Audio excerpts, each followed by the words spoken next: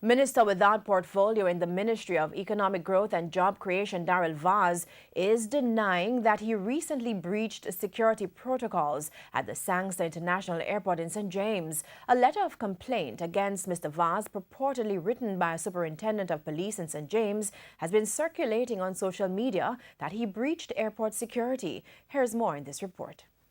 In the letter dated Wednesday, August 8, 2018, the police officer is alleged to have detailed an incident which occurred on July 22 at the airport.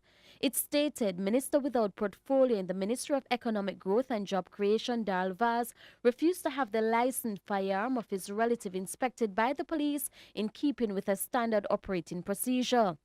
The letter further indicated that Mr. Vaz instead handed the firearm to the pilot and then boarded the private aircraft and left for Kingston.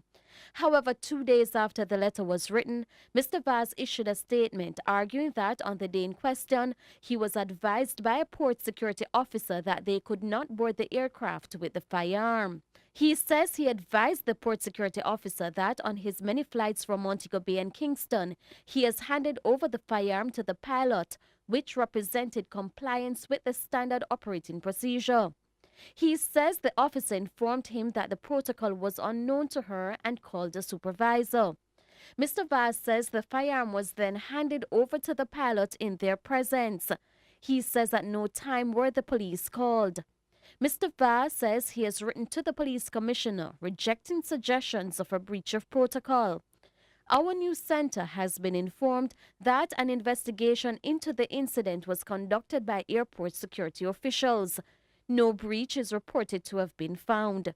The investigation reportedly found that Mr. Vaz had made arrangements for the firearm prior to his arrival at the airport. A report on the findings is to be submitted to the Commissioner of Police and the Jamaica Civil Aviation Authority.